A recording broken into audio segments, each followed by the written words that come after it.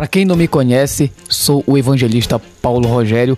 Esse vídeo aqui é para você que é católico, mas será se os católicos eles adoram ou simplesmente veneram os santos e as imagens?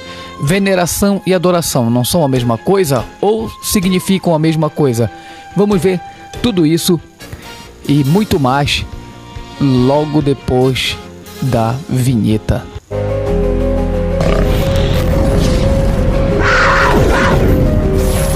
Olha só, vamos ficar junto comigo aqui, você que é de doutrina católica, você que é católico e quer entender tudo sobre a veneração às imagens, se está de acordo com a Bíblia ou não está. Nós vamos ver aqui uma definição dos termos da tradição católica bíblica. A Igreja Católica Romana faz uma distinção crucial entre os dois conceitos, entre adoração e veneração, que é a latria e dúlia. A gente vai ver isso. Os católicos, eles adoram ou não adoram as imagens? Vamos ver o que é que a Bíblia católica fala. Mas, para começo de conversa, essa distinção entre latria e dúlia, entre a veneração e a adoração, vem dos tempos bíblicos, vem dos tempos de Jesus, vem do tempo dos apóstolos ou não? Vem das doutrinas da Bíblia ou não? É isso que a gente vai ver a partir de agora. Vamos ver se os católicos idolatram ou não idolatram os santos, se veneram os ícones, as imagens ou não. O termo é o seguinte: a distinção teológica e oficial entre adoração, que é latria, e veneração, que é dúlia, na Igreja Católica, foi formalmente definida no Segundo Concílio de Nicéia, que data entre 787 depois de Cristo. Exatamente. Você que defende dizendo que isso vem da Bíblia, achando que vem da Bíblia, pois é, data de 787 depois de Cristo. O concílio se debruçou sobre o tema das imagens sagradas, condenando a iconoclastia, que é a distinção de ícones, e estabelecendo a base doutrinária para a veneração. Então foi no Concílio de Nicéia que foi estabelecido a base doutrinária para a veneração. Ou seja, não vem de Jesus e não vem dos apóstolos. Você que acha que não adora, você de fato está adorando. Eu vou te provar nesse vídeo, se você tiver coragem de ficar em sabedoria para ficar nesse estudo bíblico, e vamos ver tudo exatamente somente da Bíblia católica. Se você tem a Bíblia aí, pegue a tua Bíblia. Eu tô com a Bíblia de Jerusalém aqui, que é uma Bíblia católica da editora Paulus. Eu tô com a Bíblia Ave Maria, tô com a Bíblia Edição Pastoral, que todas são católicas também, e tô com a Bíblia da CNBB, que é a Bíblia da Canção Nova Católica, que é essa Bíblia aqui. Se você não tem a Bíblia católica, está perdendo para mim, que eu tenho a Bíblia. Então vamos ver o desenvolvimento histórico da distinção. O cristianismo primitivo, a prática de honrar os mártires e posteriormente os santos, começou nos primeiros séculos. Não foi no tempo de Jesus nem dos apóstolos. Começou nos primeiros séculos. 787 depois de Cristo se inicia tudo isso aí. Essa honra, ela se manifestava na visita aos túmulos e na comemoração dos santos, mas a formação da distinção entre adoração e veneração ainda não havia ocorrido até o Concílio de Nicéia, e foi batido o martelo aí, foi estabelecido a base doutrinária para a veneração. Ou seja, você entende que isso não é uma doutrina bíblica, não é uma doutrina bíblica. Houve uma crise iconoclasta nos séculos passados, entre o século XVIII e o século XIX. A controvérsia sobre o uso de imagens, que é o ícones, na liturgia se intensificou no Império Bizantino. Os iconoclastas acusavam os defensores das imagens de idolatria, o que levou a um profundo debate teológico sobre a natureza do culto. Esses dois partidos, um defendia, o outro criticava. Mas quem prevaleceu, lógico, os que gostavam de venerar as imagens dos santos. E eles excluíram os argumentos dos outros e excluíram este grupo. O concílio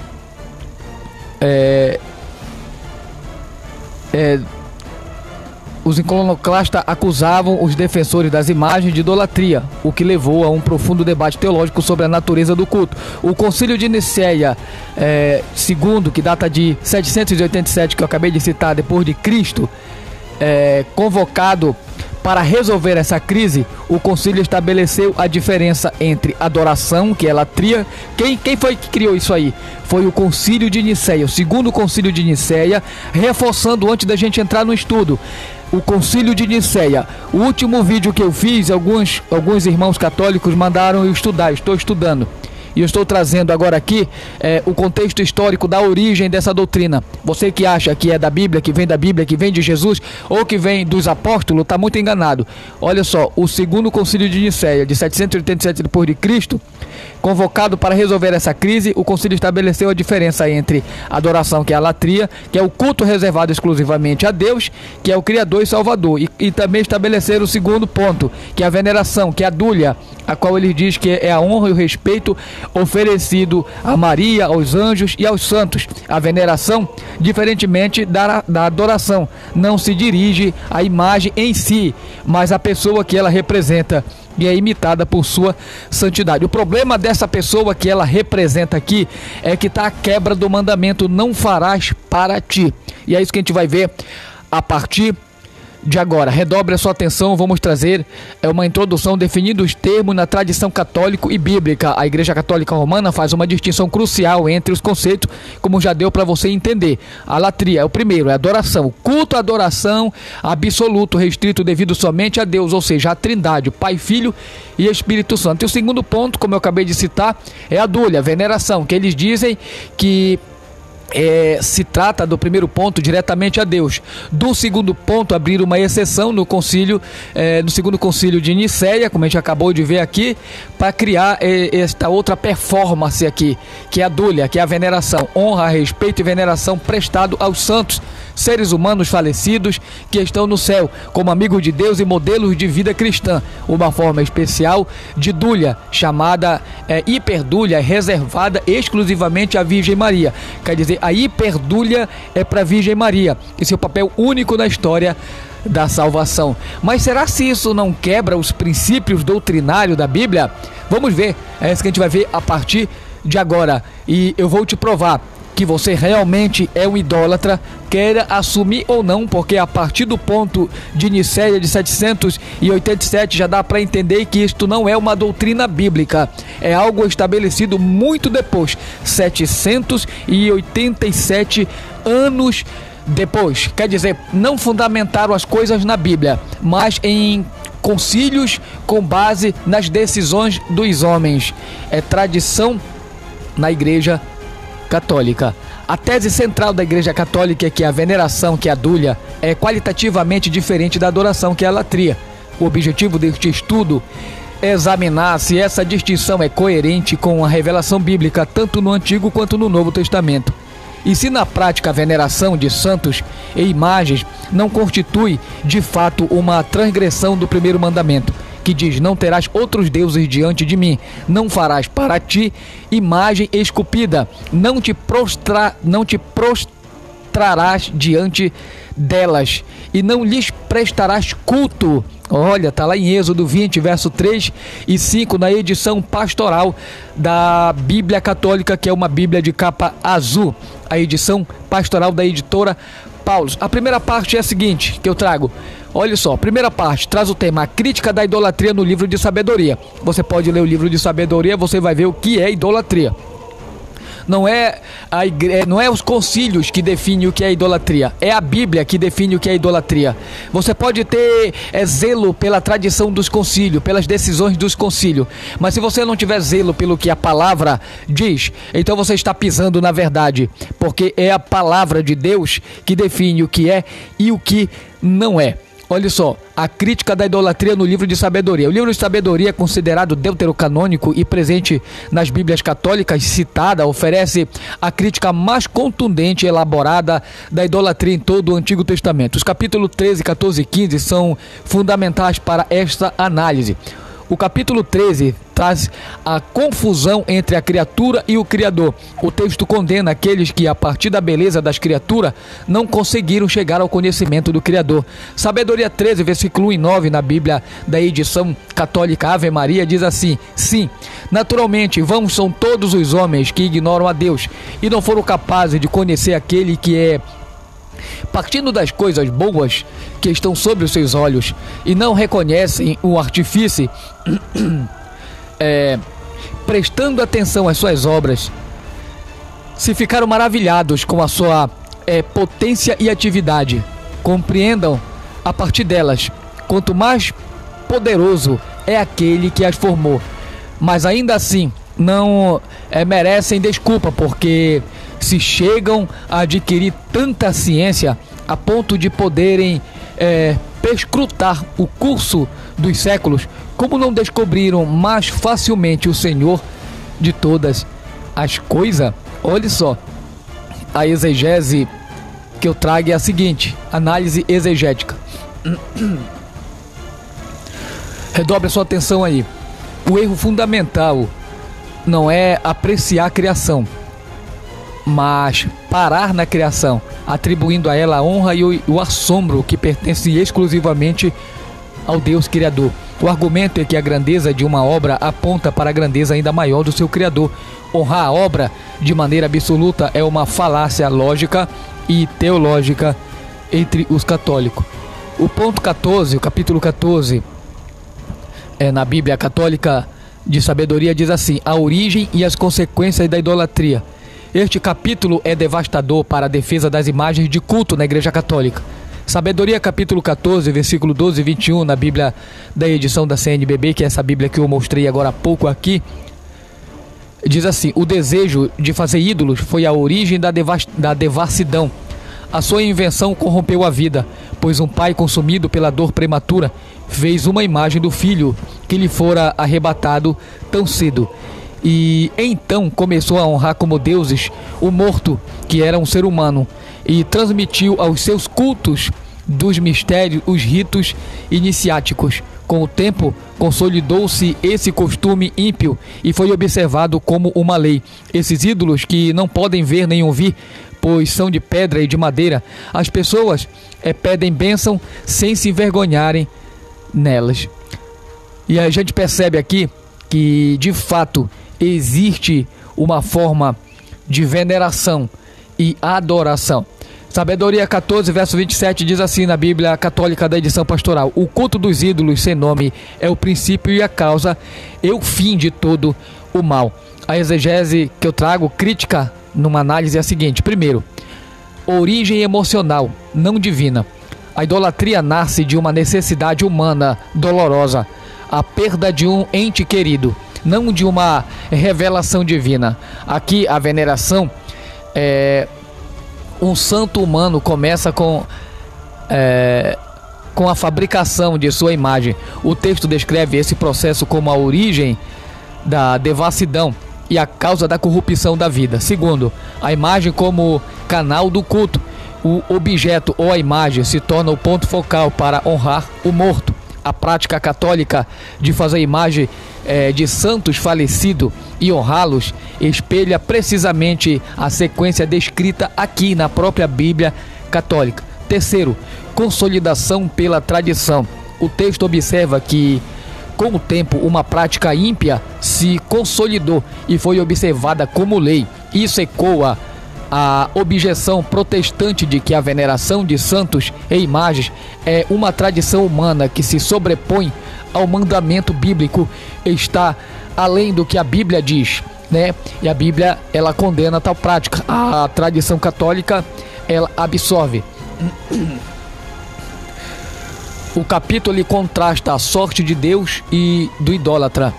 Sabedoria 15, verso 4 ao 6 e versículo 16 e 17, na edição da Bíblia Católica Ave Maria, diz assim: porque mesmo que pequemos, somos teus, conhecemos o teu poder, a ignorância do teu nome, olha só, a ignorância do teu nome é a causa da morte tão funesta. Com efeito, os ímpios que ouvem falar da morte chamaram-na de bem-aventurada. Outro, ao contrário, modela um ídolo frágil e ele mesmo prepara o barro. Ele se formou de igual terra, e há pouco homem que do barro foi tirado, para o mesmo barro em breve voltará, mas pede para os seus negócios, para os seus empreendimentos e o seu matrimônio e aos seus filhos, e não se envergonha de dirigir-se a um objeto sem alma. Análise exegética crítica sobre esse ponto é o seguinte: a idolatria é descrito como alguém que em sua miséria dirige suas preocupações mais íntimas, negócio, família, filhos e etc. a um objeto inanimado que ele mesmo fabricou. A prática de dirigir orações e petições a um santo representado por uma imagem de gesso ou madeira é funcionalmente idêntica à cena descrita nesta passagem da Bíblia Católica. O texto enfatiza o absurdo, um ser feito do mesmo barro, que é o homem, ora a outro objeto feito do mesmo barro, que é a imagem. A conclusão do livro de sabedoria é a seguinte: a análise exegética desses capítulos revela uma forte incoerência. A tradição católica, ao criar imagem de seres humanos falecidos para honrá-los, e na prática popular dirigir-lhes orações, está envolvida no mesmo processo que o livro de sabedoria identifica como a própria essência e origem da idolatria. A distinção entre dúlia e latria não é encontrada no texto. O que se vê é uma condenação total de qualquer culto que tenha como objeto intermediário uma imagem ou um ser criado, desviando a honra devida exclusivamente a Deus. Tanto latria quanto dúlia, elas são direcionadas de forma íntegra a Deus. Não existe distinção. Esta distinção foi criada no segundo concílio de Nicéia. A parte 2, o uso dos termos no Novo Testamento. No Novo Testamento, os termos gregos para adoração e veneração são usados de maneira que desfazem a distinção rígida proposta pela teologia católica posterior. Os termos gregos-chave são o seguinte: primeiro ponto, redobre a sua atenção, proskíneo, do grego proskíneo. Este é o verbo primário para adorar, significa literalmente beijar em direção a, olha só, e prostrar-se no uso bíblico é majoritariamente reservado para adoração a Deus ou a Cristo. Preste atenção. Segundo, latrel do grego significa prestar culto, servir. É quase exclusivamente usado para o serviço religioso prestado a Deus somente. A análise exegética das ocorrências que eu trago é a seguinte: a adoração rejeitada, olha só, a adoração rejeitada e a correta. Atos capítulo 10, versículo 25 ao 26 da edição da Bíblia Pastoral da Bíblia Católica diz assim: quando Pedro estava para entrar, Cornélio saiu para recebê-lo e ajoelhou-se a seus pés para adorá-lo. Mas Pedro o levantou dizendo: levanta-te, pois eu também sou apenas um homem. Olha só, levanta-te, pois eu também sou apenas um homem. Pedro nunca aceitou, e nenhum santo, e os santos que estão diante de Deus no céu em almas, viu? E estão em algum lugar do lado de Deus, no céu, nunca vão concordar com essa prática, nunca concordarão com essa prática, porque a Bíblia não concorda. E aqui a gente vê Pedro não concordando com a prática, diferentemente da Igreja Católica neste concílio, que concorda com esta obra herética. O termo usado aqui é proskíneo. Pedro, um apóstolo e futuro santo da igreja, rejeita veementemente um ato de proskíneo.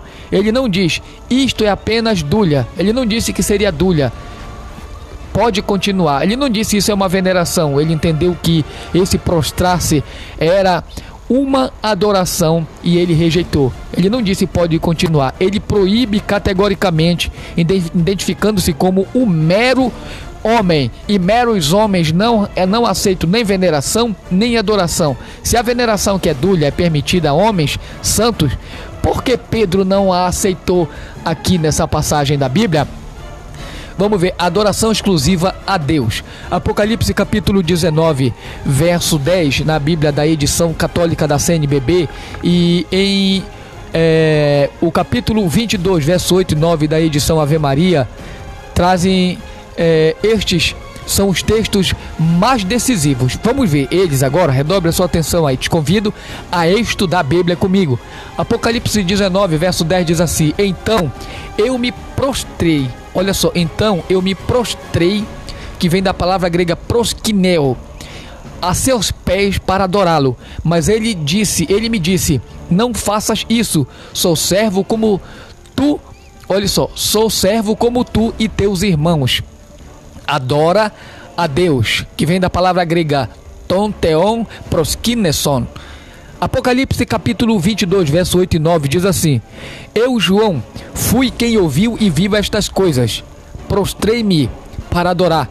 Proskineo aparece novamente, proskineo, que é prostrei-me para adorar aos pés do anjo. Mas ele me disse, não faças isso. Olha só o recado do anjo: adora a Deus. Ele não disse para adorar um santo, para adorar somente a Deus. Não é Maria, não é João, não é Pedro, não é a Sebastião, não é São Jorge, não é a Virgem Maria, não é Aparecida, somente a Deus. Análise exegética crítica que eu trago é a seguinte: o anjo, o ser celestial glorificado, rejeita o mesmo ato de proskinion que é dirigido a Deus. A resposta não é isto é dúlia e eu aceito, mas uma correção imediata e um redirecionamento exclusivo para Deus. Ele poderia ter aceitado isso, mas ele disse não. É como se ele estivesse dizendo: se eu, que eu sou anjo, não aceito, que eu vim lá do meio da santidade, não é um homem que vai aceitar. Ele diz: adora a Deus. O ato físico de prostrar-se, que vem na palavra grega proskineo, para honrar um ser celestial, é considerado inapropriado. Isso demonstra que no léxico neotestamentário, a honra religiosa manifestada pela prostração, que vem da palavra grega proskineo, ela é inseparável da adoração e deve ser reservada somente a Deus. Quem separou isso aí foi os teólogos da Igreja Católica lá no segundo concílio de Nicéia, 700 e pouco depois de Deus.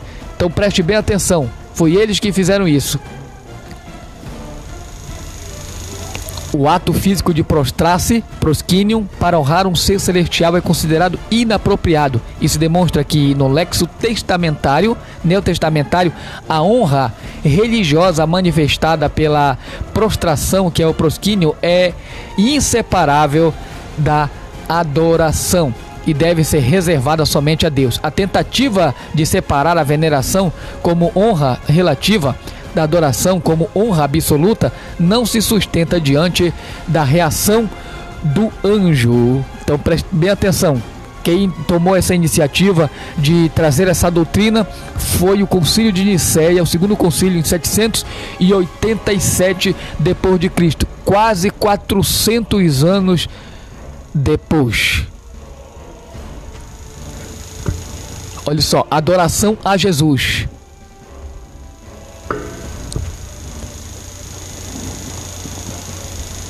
Adoração a Jesus. No Evangelho de João, capítulo 9, verso 38, a Bíblia da edição pastoral da Bíblia Católica diz assim, ó: o homem respondeu: eu creio, Senhor, e ajoelhando-se diante de Jesus, adorou, tá lá, proskineo, tá a palavra adorou. Então preste atenção, a palavra adorou, proskineo, diante de Jesus. Mateus capítulo 28, verso 9, a edição Ave Maria diz assim: e eis que Jesus veio ao seu encontro e disse-lhe: salve. Aproximaram-se elas e abraçaram seus pés e o adoraram. A palavra novamente aparece, proskineo, do grego. Hebreus capítulo 1, verso 6, da edição da CNBB, na Bíblia Católica, e diz assim: e ainda, ao introduzir o primogênito no mundo, diz: adorem-no, que vem da palavra grega proskineo, todos os anjos de Deus. A análise exegética é a seguinte: Jesus, sendo Deus encarnado, ele aceita a adoração, que é a prosquíneo, que Pedro e os anjos recusaram. Somente Jesus é digno disso. Nem Maria, nem Antônio, nem Santo Antônio, nem São Sebastião, nem a Conceição, nem a Aparecida, nem Maria. E isso reforça a divindade de Cristo e demonstra que o ato de prosquíneo é de fato o ato de adoração reservada somente à divindade. Só que o concílio diz que isso é possível aos homens, ou que o texto da Bíblia, na própria Bíblia católica que eu estou trazendo aqui, está dizendo que é impossível, somente Deus é digno disso, que tanto Pedro como o anjo rejeitou isso e Jesus aceitou. Então, preste bem atenção, reveja a sua fé. A conclusão geral é a seguinte: a incoerência doutrinária à luz da exegese bíblica. Primeiro, a lição do livro de sabedoria, a prática de criar uma imagem para honrar seres humanos falecidos, é descrita como a própria gênese da idolatria. O texto não faz distinção entre veneração e adoração, nem mesmo aqui na Bíblia Católica. Ele condena todo o sistema que atribui honra religiosa a um objeto fabricado ou a um ser criado, especialmente quando se torna canal de petições, como são no caso da adoração católica, principalmente aqui em Belém do Pará. Você vê o Sírio, o que é feito no Sírio, toda essa veneração, toda essa adoração, toda lágrima, todo choro, toda petição, todo pagamento de promessa. E tu vem me dizer que isso não é adoração? Pessoas estão completamente idólatras a esse ídolo de Maria. Pessoas choram, entregam sua vida, pagam promessa, elas entregam saúde, vida, entregam tudo a sua força, e isso não é feito a Jesus, é feito a Santa. Todo esse percurso, todo esse sofrimento é uma idolatria, e a Bíblia está condenando tal prática. Segundo ponto, a lição do Novo Testamento é a seguinte: a distinção terminológica entre dúlia e idolatria é uma construção teológica posterior que não é sustentada pelo uso dos termos no texto sagrado, ou seja, na Bíblia. O ato de prosquíneo, que é o prostrar-se, que na liturgia e piedade católica é dirigido também aos santos e imagem, é consistentemente rejeitado por seres celestiais e apóstolos e redirecionado exclusivamente para Deus. Só que o Concílio de Nicéia direciona isso para homens, para santos canonizados, para os ícones, para Maria, para Conceição, para Aparecida. E infelizmente isso prova, a idolatria no catolicismo. A aceitação desse ato só é registrada em relação a Jesus, confirmando sua divindade. Terceiro ponto, a incoerência prática. Mesmo que a hierarquia católica insista na distinção teórica, a realidade da piedade popular, até mesmo de textos de orações e hinos, mostram uma intrínseca ligação entre veneração e adoração. O fiel comum, ao se prostrar diante de uma estátua de Nossa Senhora de Fátima para lhe dirigir o terço, não está realizando um ato mental complexo de dúlia. Ele está na prática religiosa e emocional, realizando um ato de prosquíneo, que, de acordo com o anjo do Apocalipse, deve ser dirigido somente a Deus. Todos esses atos, toda essa veneração, todas essas rezas, todos esses terços, todo tipo de intercessão, de veneração, é uma distorção daquela adoração que deveria ser direcionada somente a Deus. Ou seja, é uma prática católica que o Concílio Católico de Nicéia, o segundo concílio, disfarçou, de veneração, algo que deveria ser feito somente em espírito para Deus. Então está aí o texto. Se você acredita ou não, o problema não é meu. Eu vi na tua própria Bíblia Católica, eu tenho a Bíblia Católica aqui. Se você não aceita a verdade na Bíblia Católica, então tá aí, 787, quase 400 anos depois, ou seja, quase 400 anos depois, surgiu a doutrina que você defende de arma impune, com as garras no intelecto, nas unhas, para querer defender como se fosse algo bíblico. E eu te provei aqui que 400 não são, não é 400 anos, não são 400 dias. 400 anos depois surgiu essa doutrina que separou aí a adoração da veneração que sempre foi no texto da Bíblia dirigida somente a Deus, a qual Pedro rejeitou, o anjo rejeitou e todos direcionaram somente a Deus e a Jesus Cristo, como vimos aqui. Somente Ele é digno de toda honra, toda glória, todo louvor, toda exaltação, toda adoração. Somente Ele é digno, não é Nossa Senhora, não é a Nossa Senhora de Fátima, não é a Aparecida, não é a padroeira, não, só Jesus. Se você realmente crê na verdade, aceita a verdade, portanto, eu quero te dizer, à luz de uma análise exegética crítica e extensa, utilizando as próprias escrituras da tradição católica, conclui-se que a veneração de santos e imagem, tal como praticada na tradição católica, constitui uma transgressão do primeiro mandamento e se enquadra na definição bíblica de idolatria. A tentativa de separar a veneração de adoração é uma defesa teológica que não resiste ao testemunho integral da Bíblia, que reserva toda honra, glória e culto religioso exclusivamente ao Deus Trino, Pai, Filho e Espírito Santo. Não é a mãe, não é a nenhum outro, santo, não, somente o Santo Jesus Cristo, e o resto é balela, é conversa fiada, é tradição do homem, aonde talvez o teu inimigo esteja te prendendo, não te deixando ver a verdade. Mas eu espero que Deus abra os teus olhos e estude mais a Bíblia, deixe de ser pessoas apegadas em tradição de homem, leia a Bíblia Sagrada e tu conhecerás a verdade. Fica com Deus, Deus abençoe, em nome de Jesus.